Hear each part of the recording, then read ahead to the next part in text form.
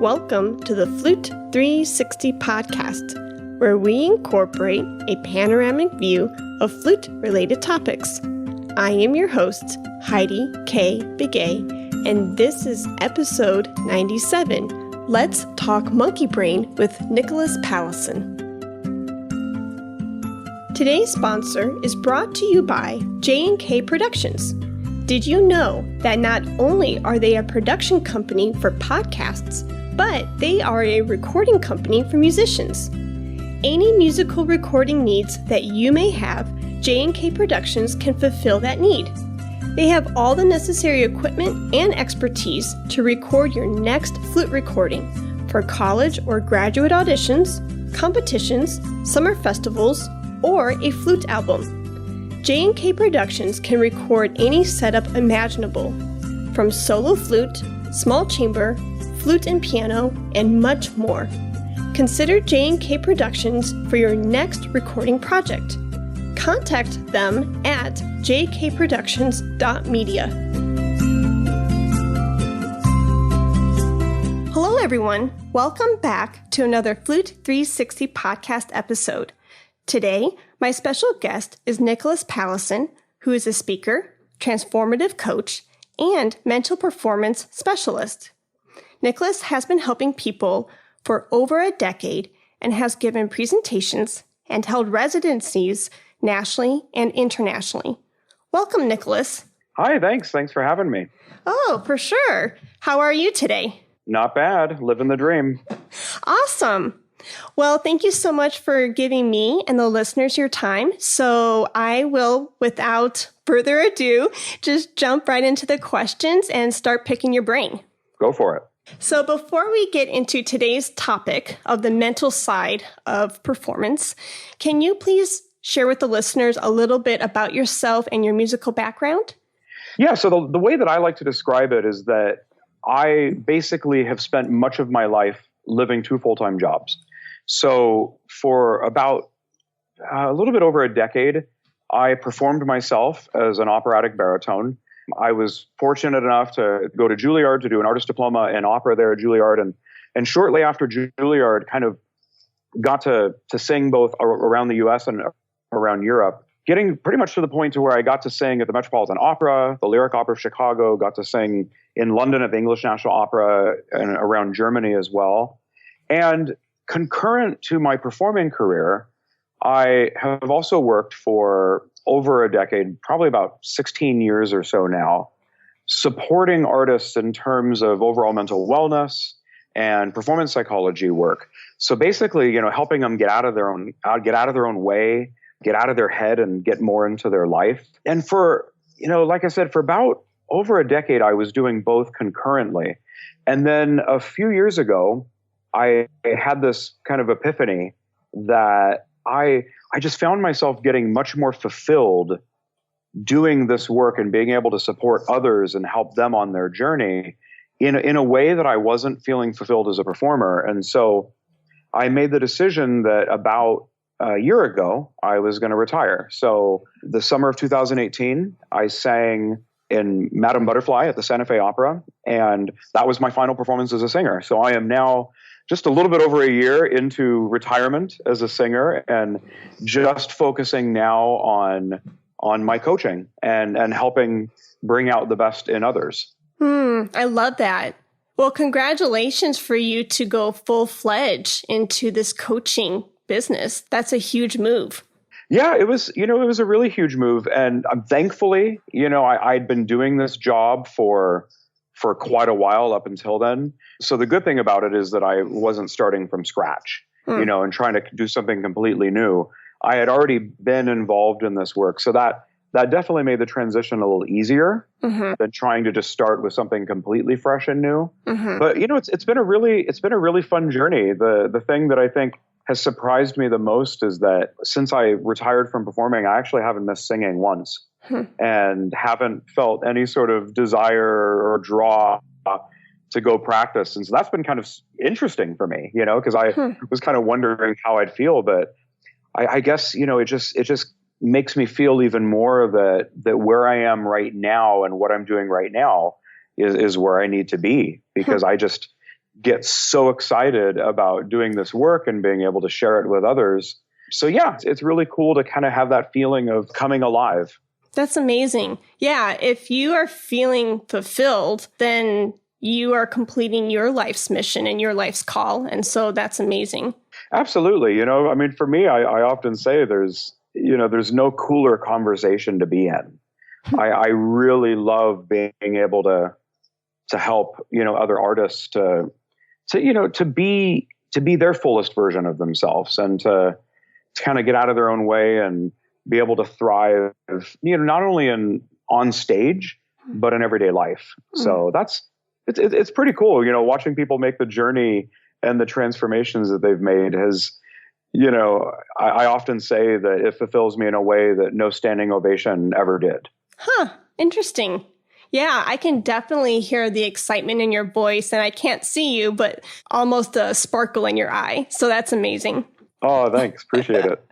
So to give us a point of reference, because I loved your coaching philosophy so much and I read it online, can you share it with the listeners briefly so that way we've laid some foundation before the questions? Yeah, sure. So it's been an interesting journey because my coaching philosophy has evolved a lot over the years. What I would say is that in my coaching, I'm coming from a completely different premise than most people are coming from in most forms of therapy, of self-help, self-improvement, self-development kind of work. The way that most people approach it is coming from the premise that there is something wrong with you that needs fixing, or that there's some problem that needs to be resolved, or, that something is, inherently wrong with you. And, we got to help you either fix that or find ways to cope with it, find ways to live with it as best as you can. And, and to be honest, that's how I approached my coaching for a long time. And so, it was a very, very heavily based in techniques. I was kind of known for a long time as the technique guy. The joke, Apple, when Apple was coming out with, the App Store, there was that ad campaign that they did where they said, there's an app for everything. There's an app for that. And my kind of joke used to be, there's a technique for that. So if you have self-doubt, I've got, 7 techniques for that. If you're feeling some nerves, I've got 6 strategies to help you crush your nerves. And it was very much about giving people these things to do, giving people things to apply and practice because what they were feeling needed fixing. What they were feeling, what they were experiencing needed changing or needed improving in some way. And then, but what was really interesting is that I had this crossroads. I had this epiphany one day where I was like, I got certified in a gazillion things. I got certified in, things from neurolinguistic programming to cognitive behavioral therapy to laughter yoga to, I pretty much got certified in every technique known under the sun. And I was also a board certified hypnotherapist. And I had a whole kind of array of modalities to bring, to people, thinking that, well, the bigger the toolbox I have, the more I can help fix people. Yeah. But then I had this epiphany one day where I was like, I've been trained and certified in a lot of things.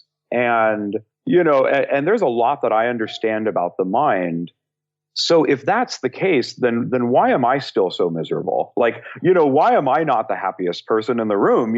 Knowing what I know and knowing all the techniques I know, why is it that I'm still struggling? And it really kind of led me on a lot of soul searching and an exploration that actually, we're kind of looking in the wrong direction with that. So that we're actually trying to fix something that was never broken to begin with.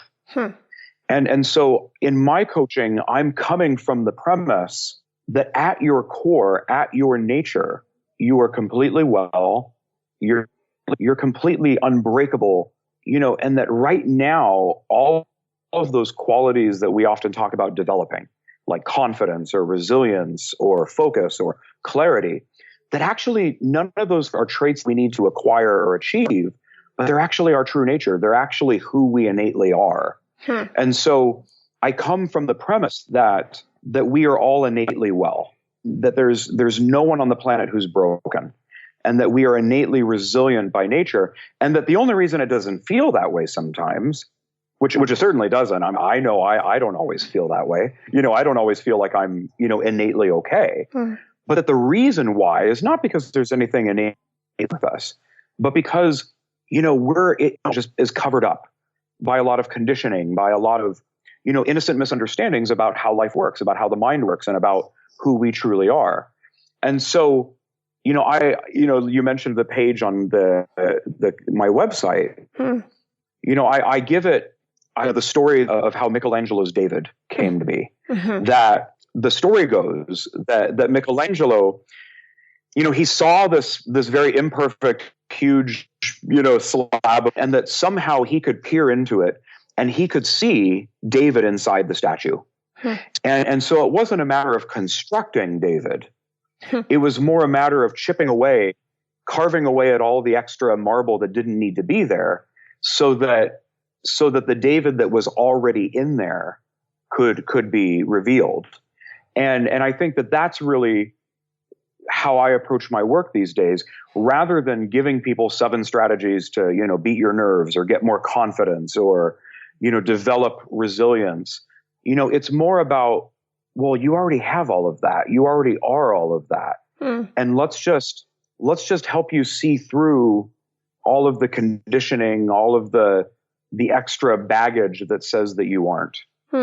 So for me, it's a very different conversation when you're coming from the premise that you're already well and that you already have everything you need. And it's just covered up by a lot of noisy thinking, by a lot of conditioning, rather than, you're fundamentally lacking and let's help you get it. You know what I mean? Yeah. No, I wanted to bring that to the listener's attention because of that Michelangelo David sculpture that you put on your website. I think it's genius. Like, he's there. Now let's, unveil him, per se. Yeah, exactly. We all have a David sitting inside us right now, just waiting for us to notice. And bringing that out doesn't, require, I said on the website, one of the ways that it's a little different in this work is that, unlike most modalities of self-help and therapy and, work like that, bringing out your own David doesn't require having to chip away at a bunch of stuff. It doesn't require having to excavate the past and kind of, work through that or, trying to kind of get rid of these things. It's more about just seeing it for what it is. That the more that we start to see that, oh, okay, like I'm just really caught up in a lot of noisy thinking that looks real to me right now. That as we start to see it for what it is, it starts to fall away on its own. It just stops making sense to, as we start to see through the stories, we start to see through these, narratives that we've, just innocently bought into. As we start to see through them, then it just starts making sense more and more to us to live from a different space. And it makes a lot less sense to, carry those stories around anymore. So does it get cloudy because we let, I don't know, you mentioned the word narratives. Does it get cloudy because we believe false narratives from, say, I don't know, to be very frank, like emotionally abusive teachers or so-called friends?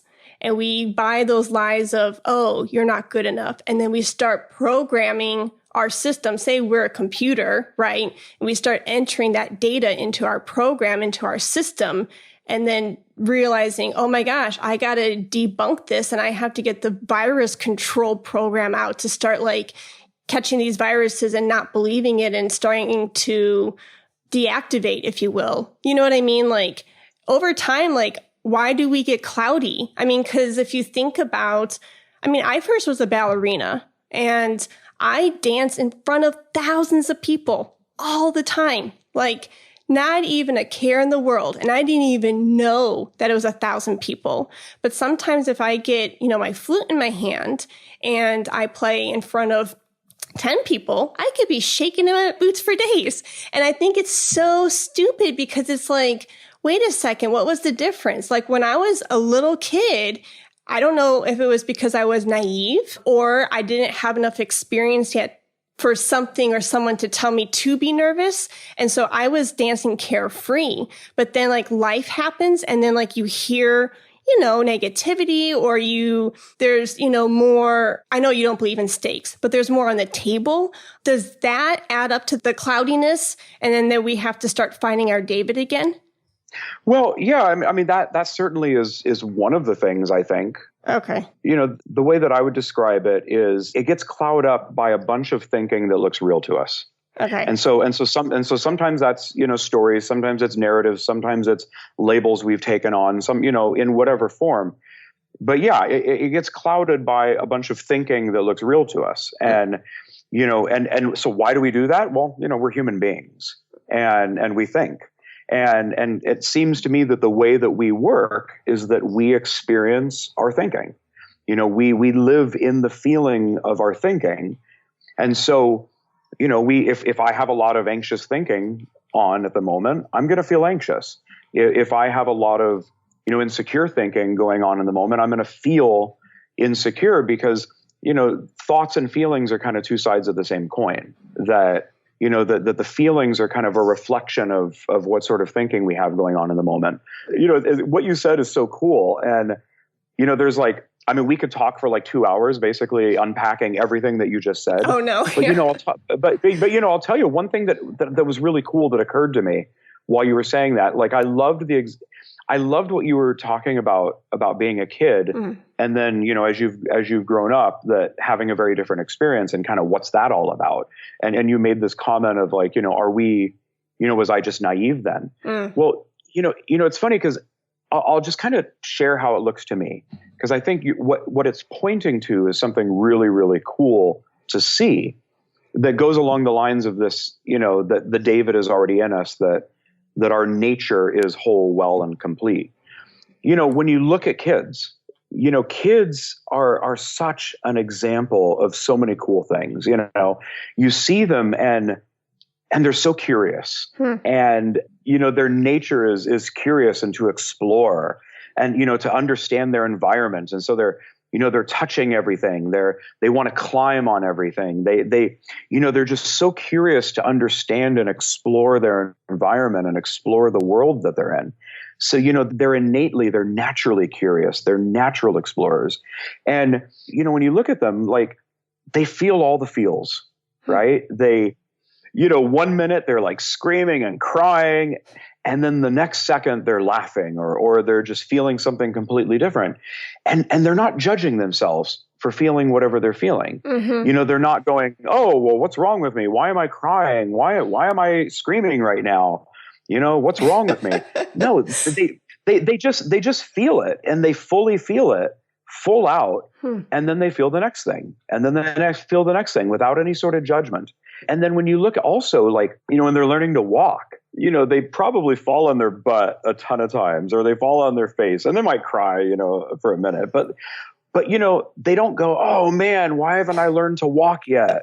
Or why is that kid over there? Why have they learned to walk yet? And I haven't, they just figure it out. They keep getting up again and again until they figure out how to walk, and so they're innately resourceful and they're innately, resilient. And and I just read something on Facebook this morning. One of my friends was posting about how she was in the airport and there was this cute little girl at the gate who was walking up to every stranger and smiling at them and saying hello, and it's when you look at children, what I see is all of these traits that as adults, we get taught are things that we have to cultivate and we have to develop and we have to get. When you look at kids, they've got all of those things in spades. They just live resilience. They live confidence. They live curiosity. They live, also just being able to feel all the feels without any sort of judgment or meaning or story attached to that. They're in life. And so it's then, but then we grow up and we start getting taught all of the rules. We get taught, well, these thoughts are right and these thoughts are wrong and these feelings are right and these feelings are wrong. And you need to act this way and not this way. And you should, deal with it this way and not this way. and you should look this way and act this way, but not that way. And we start getting, caught up in all these rules about life. And because everybody else is living by the same rules, we kind of go, oh, well, that just must be how it is. But what I find so interesting is that what I've noticed is that when you really look at kids like that, what you start to see is that all of these traits are who we naturally are. But then they get covered up by the rules. They get covered up by the stories about how we're supposed to be and how we should be and all of that. And people will often say, when they talk, I think we all have had these moments where we're like, oh, I really wish I was carefree like a kid again. I wish I was, I wish I could go back to, being like a kid again. And people will often say, they'll kind of dismiss it as like, well, yeah, that was really fun, but that was before I knew better. Right. We often say that, well, that's before I knew better. Well, what I wonder is, what if we actually knew better then? What if we actually weren't naive? What if we actually knew better then? And that what we're up against is not that we're doing life wrong or we're failing at life or something's wrong with us. What if, really the reason that people struggle so much is not because they're not working hard enough or they don't care enough or they're not trying hard enough? What if actually the only thing we're up against is just some really faulty rules, some really faulty premises about life that actually we knew better as kids, and all of those things that we're looking for now as adults, we had as kids, and it's still in us. It's still there. It's just covered up by all of these stories and these beliefs that they're not who we are. That something is fundamentally wrong with us. So, I love that because I think that really all that changes between that carefree, go for it feeling that we had as a kid, that you had, dancing as a ballerina, and where we are now as adults, is that we've just learned to take the rules really seriously, as if they're actual things, not realizing that they're arbitrary, not realizing that they're made up. And it kind of reminds me, it may seem off topic, but I swear it's not. It reminds me of the Alexander technique. I took a semester with Luc Vanier, and we learned, and I thought going into it, I'm going to be learning how to hold my body in this special way because the rules say. But it was the opposite. It was all about Luc showing us that the technique of Alexander is to go back to home base when you were an infant crawling, going from crawling to standing to all, just the infant and the child in us. And I just thought, whoa. So basically, you're the mental side of that. And it kind of parallels beautifully with the physical side of the Alexander technique, I think.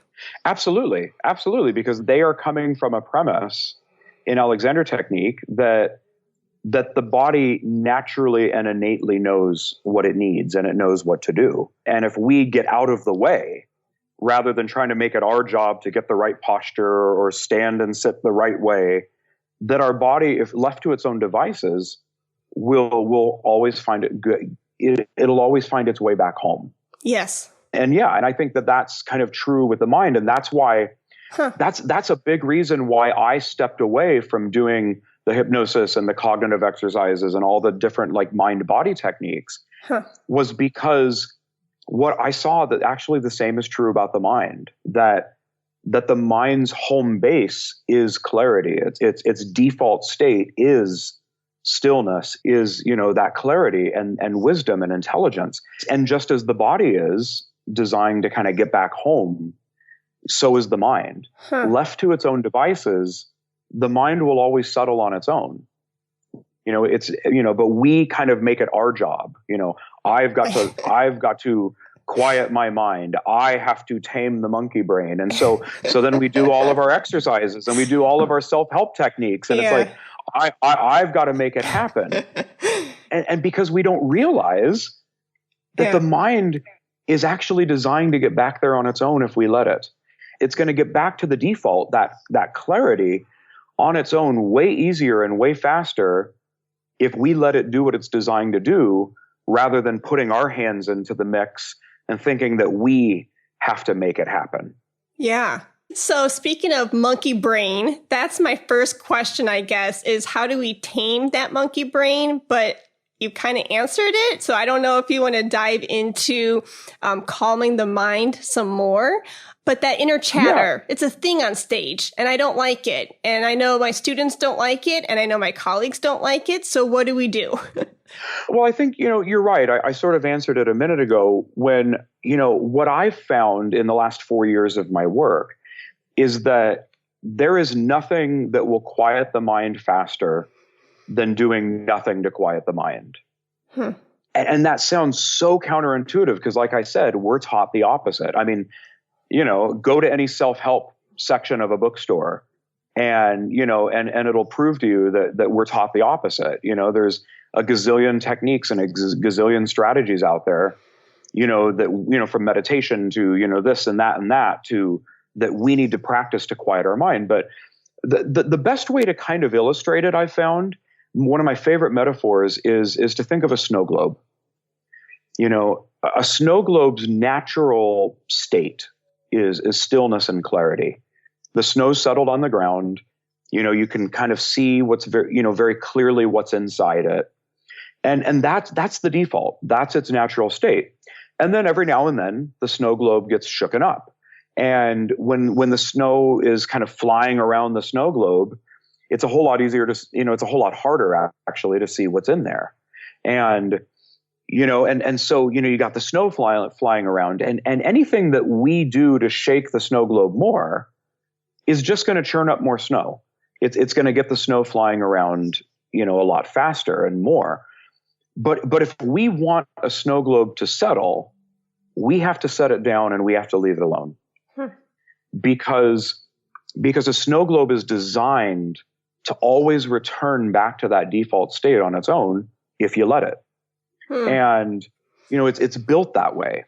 And what a lot of people don't realize is that that's exactly how our mind is built. It's designed that way that, we get caught up in our thinking. I certainly do, every day. And we get caught up in that noise. But what we don't realize is that thought comes and goes on its own. By nature, it's fluid.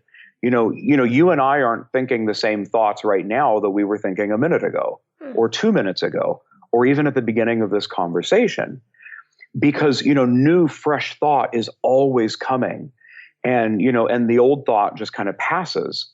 And, and we weren't making that happen. You and I don't think, like you said, I can't see you, but I don't think that you and I have been sitting here the whole time being like, okay, new thought. Okay, come. Okay, now this thought. Okay, you need to go. Okay, now I need this thought. Okay, come on. Right? Like we have, it's been just kind of flowing on its own because that's the default. Thought comes and goes. But we've been taught, two things that I think get in our way. Number one, we've been taught that it's our job to settle it when I think our mind is a lot more like the snow globe. If we get out of the way, if we leave it alone, left to its own devices, it will always return to that state of clarity. So I think, us thinking it's our job to quiet our mind is ironically the thing that takes us further and further away from a quiet mind. But I think the other thing is that we've learned to think really highly of our own opinions. We've learned to take every thought that comes into our head really seriously. That if it's there must be some reason it's there. There must be, something I need to do about it. There must be, I need to get rid of it, or I need to deal with it in some way. Or that, if that thought is there, it must mean that that's what I actually believe. That's what I actually think about myself. And one of the biggest things that I saw is that I think our mind is a lot more like a random thought generator than a news feed from the universe. I think that, what I've noticed is that, when I'm just actually observing my thoughts, throughout the day, most of them are way more random and arbitrary than I often give credit for. And I think that that's true for most of our thoughts. I often say that I think that, the large majority of our thoughts come from the Onion, not the New York Times. But we've just learned to think, well, if I'm having these thoughts, these are my thoughts. And if they are our thoughts, then we have to deal with them. But what I've seen that's been so helpful is that actually, we're not our thoughts. Yeah.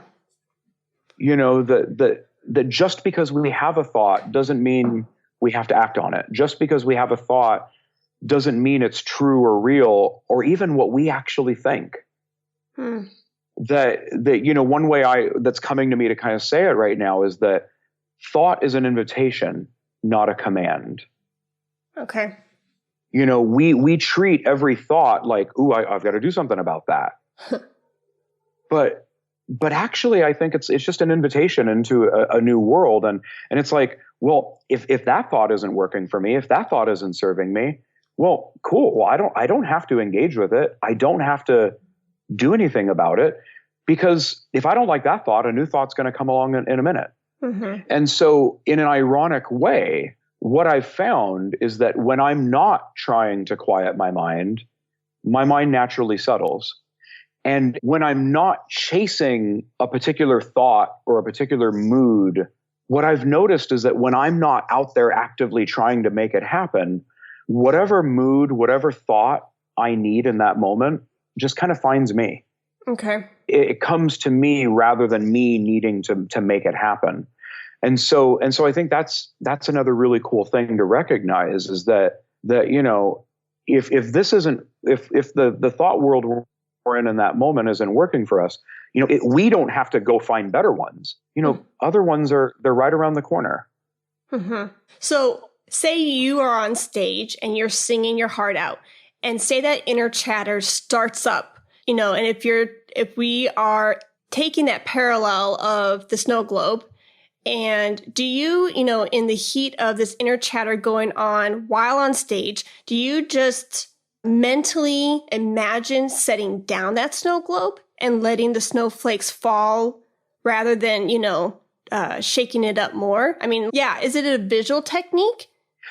No, I would say for me more it's an understanding. Okay.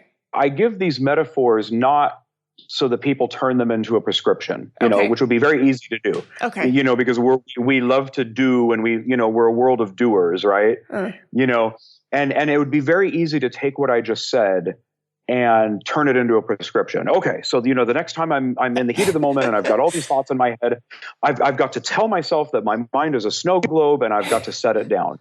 Like what I just did, yeah. Yeah, exactly.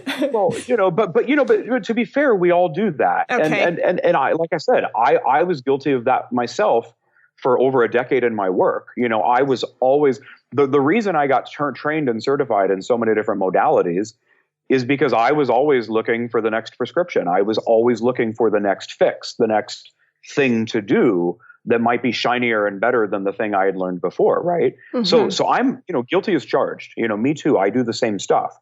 What I would say is more, what helps me in that moment is an understanding that the more that I saw for myself, that's actually how the mind works. That our default state is clarity, our default state is well-being and peace of mind.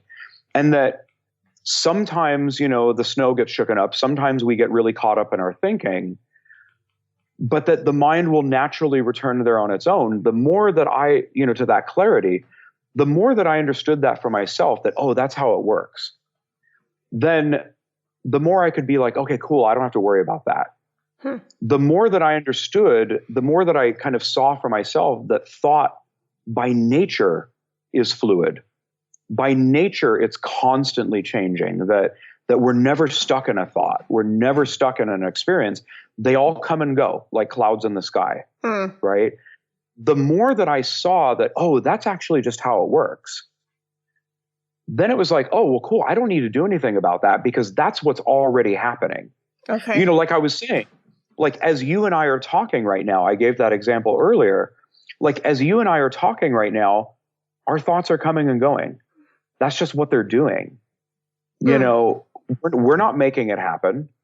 It's just what they're naturally designed to do. Mm-hmm. And so it's like the more that I saw that, oh yeah, that's just how it works. Then, then when I found myself kind of getting caught up in it, it was just kind of like, oh, okay, well, that's interesting. And I was just much more interested in getting back to whatever I was doing, being, back in the present moment, being back in whatever I was engaged in, because I kind of knew that my mind would take care of all that other noise in the background. So it was more of an understanding rather than giving myself one more thing to think about in the moment. Because look, if I'm thinking in the moment about how to quiet my mind, then, now I'm even more in my head because I'm thinking about how to get out of my mind. And if I'm in my head, I can't be in the moment. I can't be in the music. I can't be in what I'm doing. Right. And what I've just found is that, all of our magic as performers, all of our magic as artists is when we're in the moment, is when we're here, in being in life. The magic isn't in our head. So I guess, for me, it was just kind of knowing that, okay, my mind's got this. Like, I don't have to do anything to the snow globe. It's just going to settle on its own. But also kind of realizing that I just found myself becoming much more interested in the world that I was living in than the world that I was creating in my head. Yeah. I mean, that makes sense because our body is in the present. Even if our mind our mind goes everywhere. In the past, it can be in the present with us. It can be in the future, thinking of next week's meeting or something. If our body's in the present, if physically can only be in the present, then when we perform, if music is in the present, it's more enjoyable just to let the mind be there with the rest of it rather than it being in its inner thoughts. Is that what you're saying? Yeah, in a way, I think that's exactly what I'm saying. When we're so fixated on trying to manage our thoughts and control them and get better ones and try to, get rid of the ones we don't like, it's really hard to be in what we're doing. I often say it this way. I like to say it that in any given moment, we are in one of two places. We're either in our head or we're in life. And we can't be in both at the same time. If I'm in my head, it's really hard to be present and it's hard to be in life. But if I'm in life, it's really hard to be in my head. And so, kind of what I'm pointing to here is the idea that we think that we have to manage the thoughts, that we have to quiet the monkey mind, that we have to make it all happen. But that just puts us further up in our head. Yeah. And if I'm sitting here so busy worried about, am I going to think the right thought, or am I focusing on the right things right now? Or, why is that thought there? If I'm so preoccupied with that, it's going to be really hard for me to be in the music. Like one metaphor that comes to mind is it's kind of like texting while driving. Okay. Right?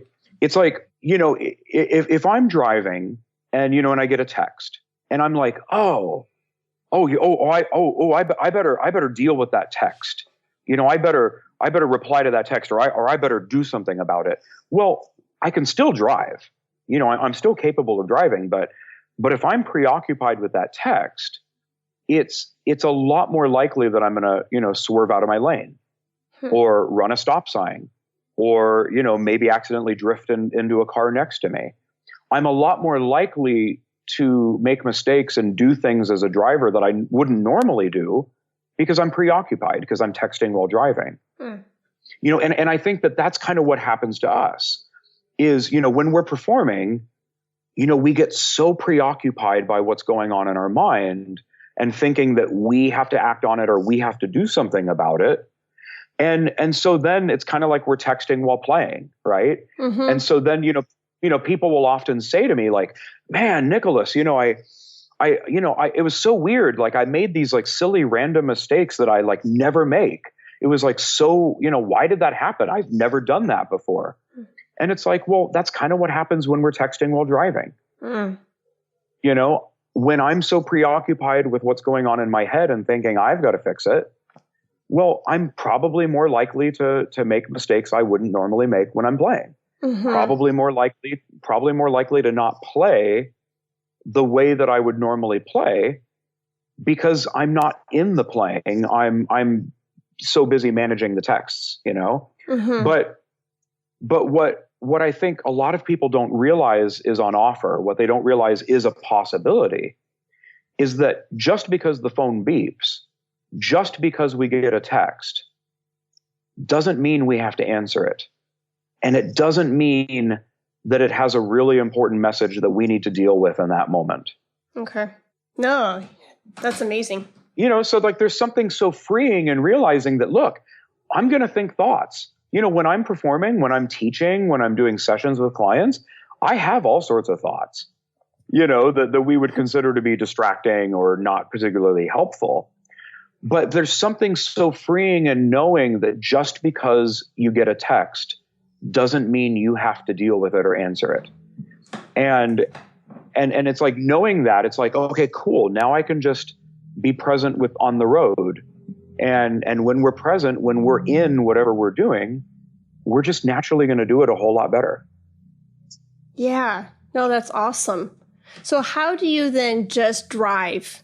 I mean, you're giving the analogy of like driving and texting while driving. Doesn't mean, so that beep beep goes off, you have a text message and you're like, oh, I don't have to answer that. I'm going to just continue driving.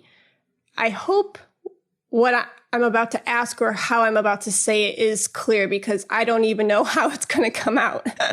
But my question is, how if playing and performing on stage is the driving, and you're focusing on your musical expression, how do you,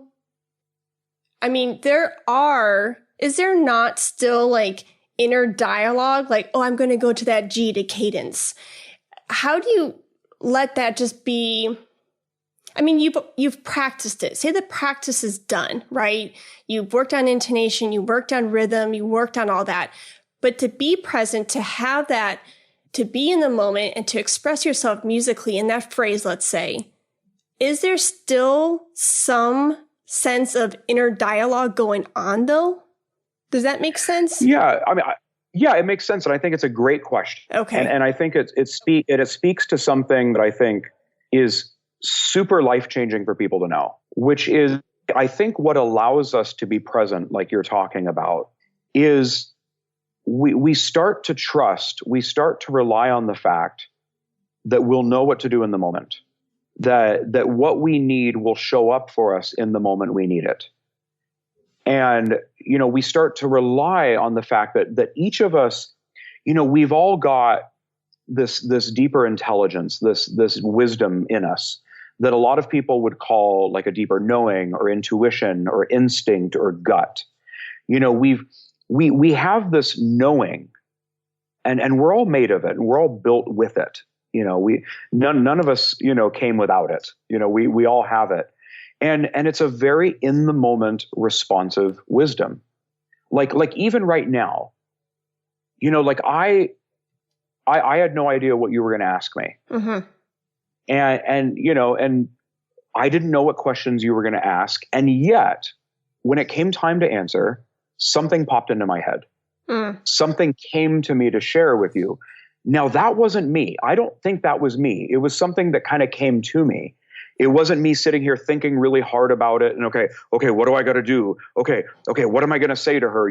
But it was more that it came to me. It came out of the blue. Mm-hmm. And I think that's that intuition, that instinct is something that we've kind of gotten taught out of, but is so reliable if we rely on it. So now let me think about how to kind of explain it here. So this might kind of sound funny. Okay. But what really helps me is knowing that I actually don't need to know what to do before I go. Because I know that when I show up, when I'm in the music, if there's something I need to do, if there's an adjustment I need to make, if there's something that would be really helpful expression-wise and tension-wise, I know that whatever I need will come to me in the moment. And that, I don't have to think about making it happen. So so it's like I often give the example of athletes that, athletes will often talk about how, as you said yourself, we do all that work, we do the preparation, we drill things, we practice. And athletes will talk about how they'll practice and they'll put in all of that preparation so that in the moment when they're in the game, they don't have to think about it. And I think that what happens with us, performers very often is we kind of forget that last part. We think that even in the moment, it's still our job to make it happen. That, in fact, people will often, if you go to a coaching or a lesson right before an audition or a performance, in every well-intentioned way with a well-meaning desire to help, the teacher or coach will tell you, okay, so when you get in there, remember to think about this, remember to focus on this, make sure you think about this, remember to do that.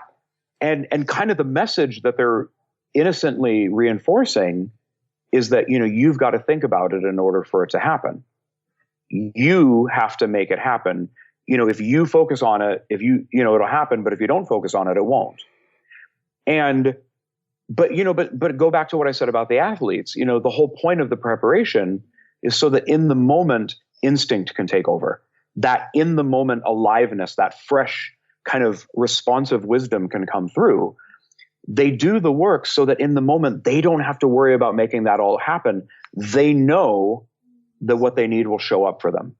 So I think how we become more present is we start to rely more and more on the fact that it actually, another thing that we make our job that I don't think is our job is that it doesn't need to be our job to know what to do.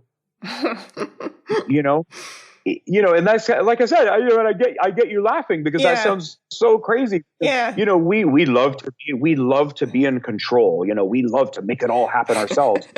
but I'll tell you what, one of the most liberating things that I realized in my life is that I don't really need to know anything. If there's something I need to know, I'll know. And if I don't know something, it's because I don't need to know it right now. Yep. And it's like in the moment, I just show up and I know that I don't have to worry about it. I don't have to figure out what to say. That's just going to put me up in my head more. But I know that when I'm in the moment, whatever emotions I need, whatever adjustments I need, whatever things that I do need to focus on, I'll just know that. It'll come to me, because we've got that wisdom guiding our way the whole time. So I think the more we rely on that, the more we rely on the fact that we'll know what to do, then that's another thing we can take off our plate. And I think that just allows us to be a lot more present in what we're doing. I hope that all made sense. Oh, it did. No. I followed you beautifully. No, it was very well said. So basically it sums up to trusting yourself. Yeah. Trusting that you have an intuition, trusting that there's a wisdom and an instinct in you that's got your back, that will totally do the heavy lifting for you if you let it. That it doesn't have to be all on you to make the performance happen.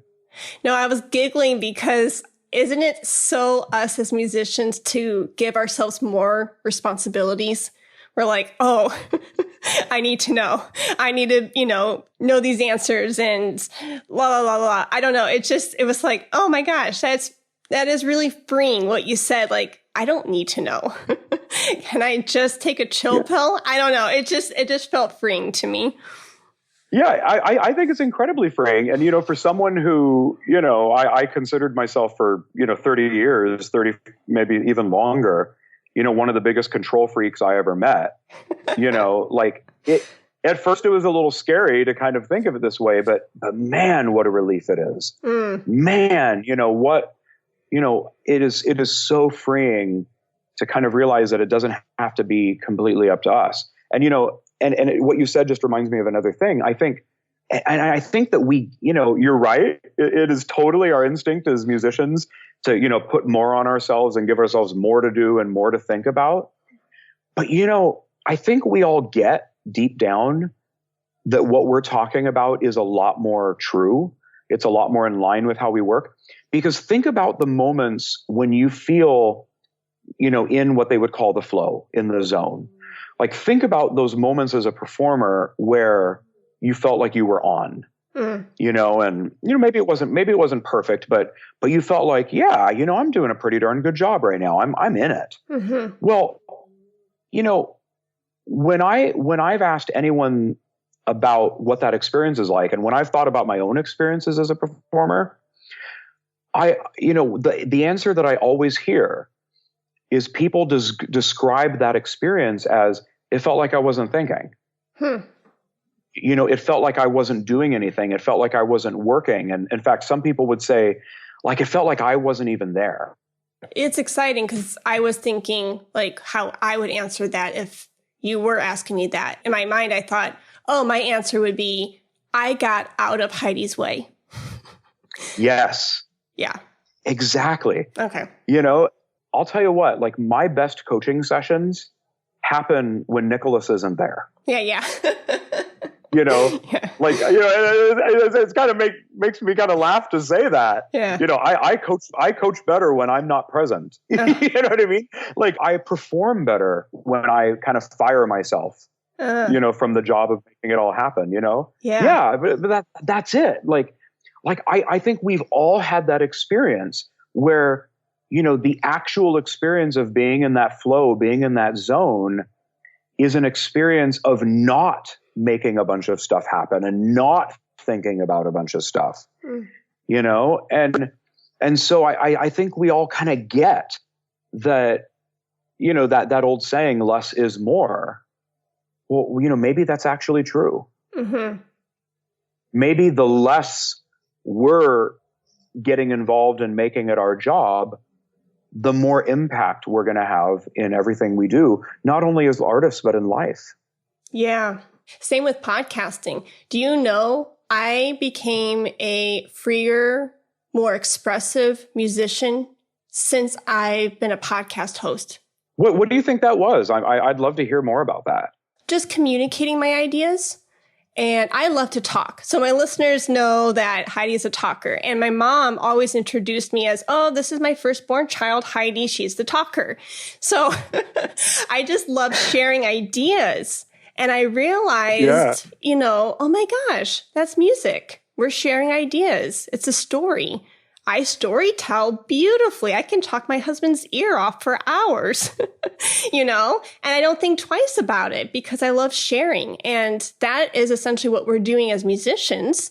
And so when I started seeing parallels like that from talking with my guests and seeing their ideas and communicating and collaborating in this fashion, I thought, oh my gosh, that's, an ensemble piece going back and forth between the vocalist and the flutist, or, and it just became more natural and organic rather than kind of like what you're saying earlier, like, what am I going to say next to him? Oh my gosh, what's the thought? And I don't know, it's not fun anymore. Like, it's not freeing, and it's too much work. And even when I'm done like podcasting, the episodes that go really well, same thing as the performance. I am out of Heidi's way. And when I get done with it, my husband is the audio engineer. I will tell him, like, when things flow really beautifully and the conversation's easy and the energy is there, I'm just like, I don't know what just happened that past hour. Like, I have no idea. But the times when I'm nervous, like, I've had some flutists who have really big names in the industry, right? I'm like, oh my gosh, I'm going to be talking to so-and-so. And I get all worked up about it. I get in my way too much and I don't have fun. and the conversation doesn't flow as well as I would like it to. And I know exactly what happened because I was nitpicking along the way. Does that make sense? Yeah. Yeah, you were texting while driving. Yeah. Yeah. Yeah. And I hit a lot of deers along the way. Oh yeah, me too. Me too. And you know what? And I think that's a really cool thing to point out is that, that's one of those funny things that human beings do. We all do it sometimes. We all get in our head sometimes. Me too. And like I've been teaching this stuff for years and I still get in my head. Mm. Well, that's a relief. I was actually telling somebody in a session this morning, that my goal is never to help people never feel anxious and never have negative thoughts ever again. Because you're a human being. Like the second you stop having negative thoughts completely and stop ever feeling anxious is the moment you become a robot. Yeah, you stop being alive. When you stop feeling all the feels. And it's like my goal is to help people kind of see that that they're capable of doing great work. They're capable of success. They're capable of showing up in really beautiful ways in the world, no matter what their mind is doing, no matter where their head is, at the time, and so it's like, I would say, I still get in my head and, if your listeners are listening to this, one thing I would love for them to know is that if you're somebody who overthinks, if you're somebody who, gets in your head sometimes, welcome to the human race, welcome to the party. Like you are in the same boat as 7 billion other people. That is not you doing life wrong. That's not you failing. That's not something wrong with you. It's just one of those things that human beings do, and so I don't think we can ever not get in our head or ever not feel anxious or stressed. But I think what is on offer is that we don't have to give it the weight and the importance that we used to, and that we can kind of be wherever we're going to be. Sometimes that means insecure. Sometimes that means stressed. Sometimes that means anxious. But then other times it means being on top of the world and confident and feeling, like a superhero, right? That we could be all of those things and we can still have a great life and we can still show up and do stuff and we can still make beautiful music and we can have a beautiful, rich experience of being alive. Yeah, I love that. So now I get in my head sometimes, but I just don't care anymore. Because I kind of know, oh yeah, there I am in my head again. And I know that, that at some point I won't be because it all settles on its own. That's amazing. When you were talking about monkey brain, I can just imagine I don't know, someone strangling the monkey, not to sound morbid or anything, but strangling it, you will calm down. And with that notion, the monkey is even more scared. I don't know. I know I'm kind of way off topic and bringing up something that was in the past, but when you said, "Oh, I can put down my brain," it's I don't have to force the monkey to sit down. Yeah, well, I mean, it kind of makes sense though, because in a funny way, that's kind of the way that we're usually taught to deal with it. You've got to strangle the monkey. You've got to beat the monkey into submission. You've got to, silence your inner critic. We get taught that. That's kind of how we're taught to deal with it. And, but like you said, if we're strangling the monkey's going to get more scared and probably scream louder and flail around even more wildly. And, to the point to where we might start to feel like we don't have any real firm grip on it or control over it. And I think that's exactly what happens. People get in their head and then they're taught that they've got to get out of their head. And so they do all their exercises, they do all their techniques that they read in some self-help book or some course. And then, they start kind of getting even more in their head. And they're like, why? What's going on here? Wait, I thought I was supposed to feel better. Why am I feeling more noisy? And it's yeah. they start to think that maybe it's because something's wrong with them or they're doing the technique wrong. And it's like, no, because the more we strangle the monkey, the louder it's going to get, the more scared it's going to get. The more we shake the snow globe, the more the snow is going to fly around even more. And it's like, the more we try to quiet our mind, the noisier it's going to get. Yeah. So you mentioned the listeners earlier. I want the listeners to have this information. I know on your website you mention sessions and classes and packages. Can you tell the listeners the services you offer so that way, if they do want to work with you, they have that information? Yeah. So the basic form of working with me is I work with people in a period of programs. And so we'll work with people, when I work with people one-on-one, we work over a period of time that is really usually, depending on the situation, it's usually around 3 months, but depending on certain circumstances, it might be shorter or longer than that. It really kind of depends on each person's situation. But what we do is we basically just kind of have that time to explore and go wherever the person wants to go. I don't have any set structure for how I do my work. So it's not like, in session 5, we're going to talk about this today. It's more, kind of like we were talking about earlier, I want to show up and I want to see who's there that day. And I want to see where they're at and what they feel would be most helpful. So my sessions with people are pretty much, kind of a flowing conversation where we show up. I don't know what we're going to talk about until the person tells me, what they feel would be most helpful that day, what they feel would be the most useful. And then we go from there and we explore. And some of the things we've talked about today in the podcast, but also, a deeper kind of exploration of the nature of confidence, the nature of performance anxiety, the nature of, whatever it might be. And having a deeper understanding of how life works. Because having that understanding, like I was saying to you earlier, just helps life work a lot better. When we're not putting our hands into it, thinking we've got to make it all happen, life just has a natural flow to it. So I work with people one-on-one, and I work almost all of my sessions are online. So the great thing about it is that I can work with people no matter where they are in the world. I actually have clients in Japan, and I've worked with people in Australia and South America, all over Europe. I have a lot of clients there, and of course, all over the US and Canada. So the cool thing about that is that, location isn't an obstacle. Wherever you are in the world, wherever I am in the world, we can meet online and do our sessions that way.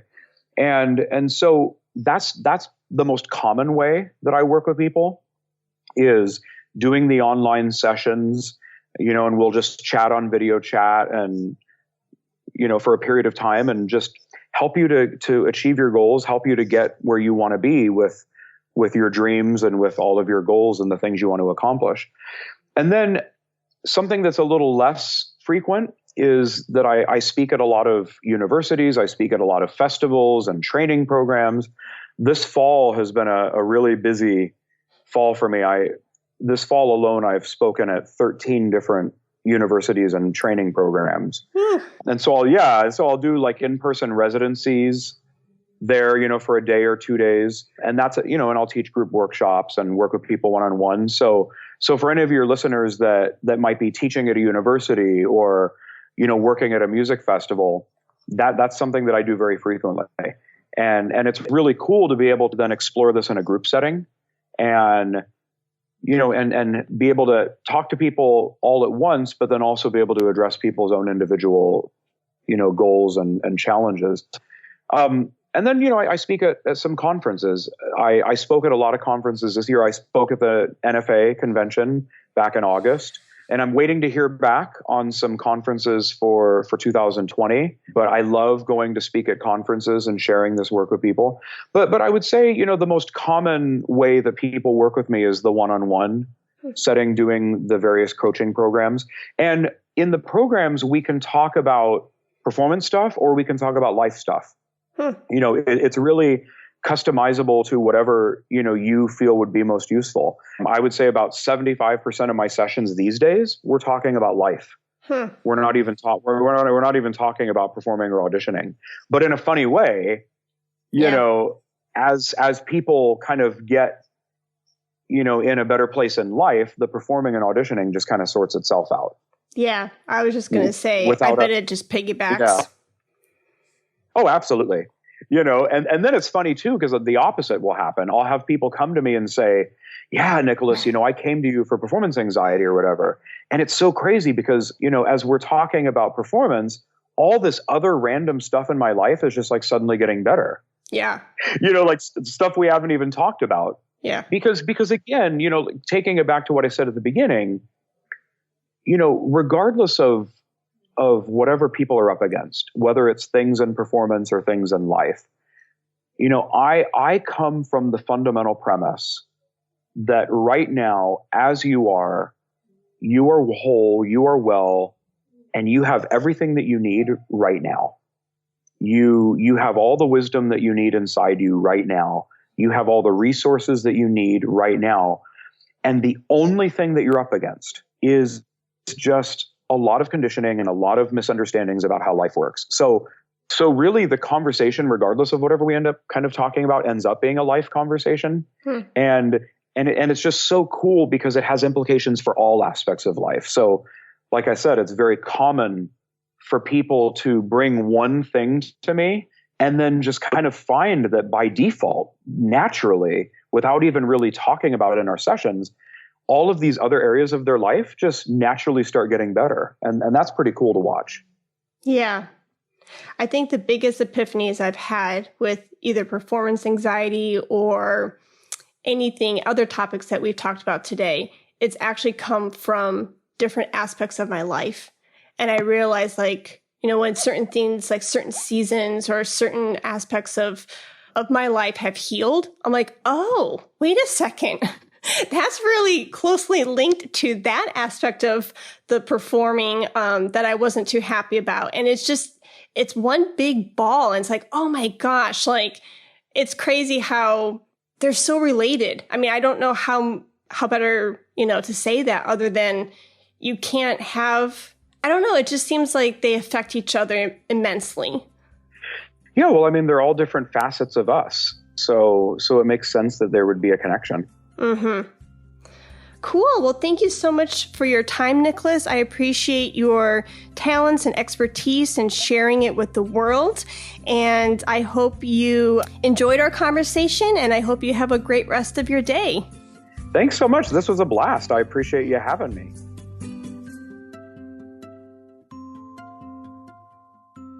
Today's sponsor is brought to you by J&K Productions. Did you know that not only are they a production company for podcasts, but they are a recording company for musicians? Any musical recording needs that you may have, J&K Productions can fulfill that need. They have all the necessary equipment and expertise to record your next flute recording for college or graduate auditions, competitions, summer festivals, or a flute album. J&K Productions can record any setup imaginable, from solo flute, small chamber, flute and piano, and much more. Consider J&K Productions for your next recording project. Contact them at jkproductions.media. Thank you for listening to the Flute 360 podcast. For more information, please visit HeidiKBegay.com. And if you enjoyed today's episode, please rate and review in the iTunes store. Let's talk about flute.